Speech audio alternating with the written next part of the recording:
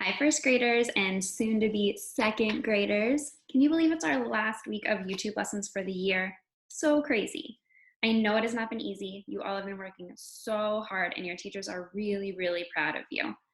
Make sure you say thank you to your family, your friends, whoever's been helping you out at home. Because like I said, I know it has not been easy, but we've worked together as a team and we made it happen. We're so proud of you.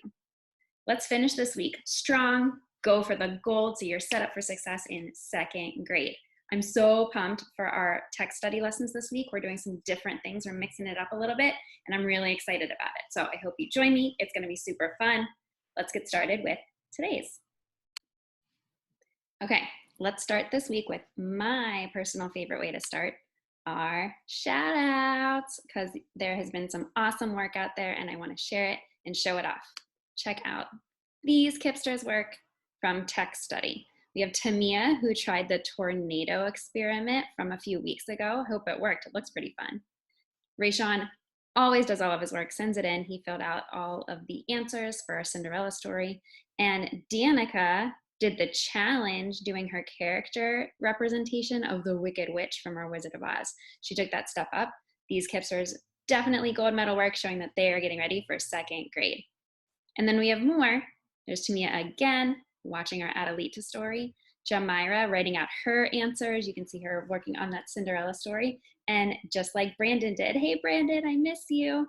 Again, gold medal work for all of these Kipsters. Very proud of you. Now, we left off last week, you might remember, with Adelita, which is the story that Tamia was watching there. And we're going to go over some of our answers from last week. Let's do it. Now, we've been working on our Cinderella story elements chart. There's different versions of Cinderella stories, but they all have these elements.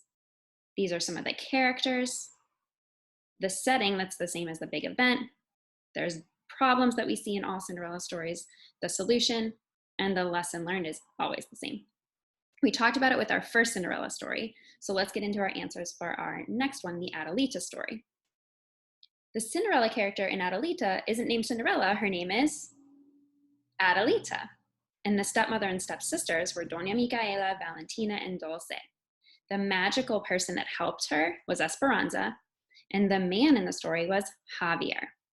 Now, the big event that Adelita was going to wasn't a ball, it was a fiesta, because that story took place in Mexico.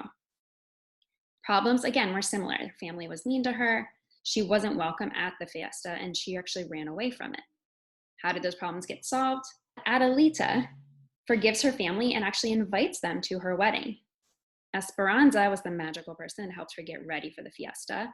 And the thing that she left to be found, it wasn't a glass slipper this time. It was the rebozo that she hung out the window. But just like we talked about, all of these story elements we see in every single Cinderella story. And we're going to talk more about that today. We have a special passage that we're going to read, and it's going to mention some other Cinderella stories, but you can still find all of these elements. So make sure you're paying attention as I'm reading. So the passage that we're reading is called, get ready for this, 900 Cinderellas. Put your hands up. Is your mind blown from that? Don't worry, don't pause the video. We're not reading 900 different stories today. This passage is talking about how there's been so many, over 900 different versions of Cinderella. That's what we're going to talk about today. They've been from all over the world. We've talked about 2 different places, France and Mexico, and we're going to be traveling to new places all this week. So get excited. Here we go. If someone asks you to name a fairy tale everyone knows, chances are you might say Cinderella. But did you know that the story of Cinderella is found all over the world in many different cultures? In China, she is known as Ye Shen. In Appalachia, she is called Ashpet. As we read this next part, I want you to think, what story elements do you hear? No matter what she is called, Cinderella is always beautiful and good. Sadly, other members of her family are jealous of her goodness and beauty. They are cruel to her. She is made to wear rags and do the worst chores in the household. But then a magical person comes to help her. Did you hear some of those story elements? I heard 3. Did you get them all? The first one that I heard is that they are cruel to her, talking about her family because they're jealous. And we also know they're cruel to her because she had to wear rags and do the worst chores in the house. Have any of you had to do that at home? Not fair that Cinderella always has to do that. One of my favorite story elements is the magical person that comes to help her, which I mention here. This third one's a little tricky. Did you get it? They all have a Cinderella character, right? All Cinderella stories have to have a Cinderella character. Now, Cinderella always has what two character traits? It says it right in the passage. Cinderella is always beautiful and good. So even though her name changes, that part never changes. Her characteristics are always that she's beautiful and good. Let's keep going. Again, think about what story elements you hear in this part. Dressed in beautiful clothes, Cinderella meets a prince or a king who wants to marry her, but she is forced to run away from him and wear her rags again. In the end, he finds Cinderella after she proves her identity through a special test. Remember the glass slipper? Then they marry and live happily ever after. Around the world, there are more than 900 different versions of this story, but they all follow the same basic plot. So again, that's saying like our story elements that we found in all of the Cinderella stories. I heard 3 more in this paragraph. Did you find them? She meets the prince or the king, right? She's forced to run away, and she proves her identity. That's the way that she shows how she is Cinderella, right? And she reveals herself. All of those story elements they talked about in those passages. There's the Cinderella character, the magical helper, the man or the prince that she's trying to be with. The family was mean to her. She has to leave. The magical person helping her, and she leaves something behind. That's how she reveals her identity. All of those elements we see in all of our Cinderella stories. We're going to continue with the passage, and you're going to hear parts. We're not reading the whole story, but you'll hear parts of these 2 stories, Ye Shen and Ashpet. As always, make sure you're listening for those story elements, because that's going to come into play at the end of our lesson today. So let's keep reading. Again, this is just an overview of the Ye Shen story, but listen for those story elements. Make sure you're following along as I read. One version of Cinderella was written in China more than 1,000 years ago. Beautiful Ye Shen lives with her stepmother who treats her badly. Ye Shen's only friend is a pet fish, but her jealous stepmother kills and cooks the fish.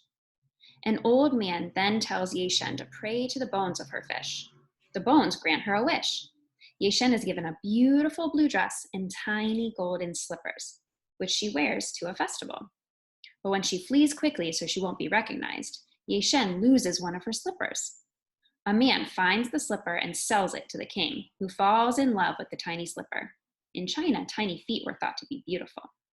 When Ye Shen proves that the slipper is hers, she and the king are married. Did you hear those story elements in that one? I hope so. Same thing here. Listen for those story elements. A Frenchman, Charles Perrault, wrote the Cinderella story most of us know. That's like the one we read last week. But in some parts of our country, Perrault's story went through some changes. For example, in the Appalachian Mountains of North Carolina, Cinderella is known as Ashpet. Beautiful Ashpet wants to go to a church meeting, but jealousy drives other women to hide her under a wash tub. An old witch comes down from the mountains and gives Ashpet a pretty red dress and tiny red slippers, the littlest ones you ever saw. Ashpet goes to the meeting in her pretty clothes. There, she meets the king's son. You could probably guess what happens in the end. Hope you got those story elements. The story of Cinderella has found its way all over the world. Why? Probably because the story expresses fear and hopes that most people can understand. In the story of Cinderella, there's something for everyone: magic, romance, and realism.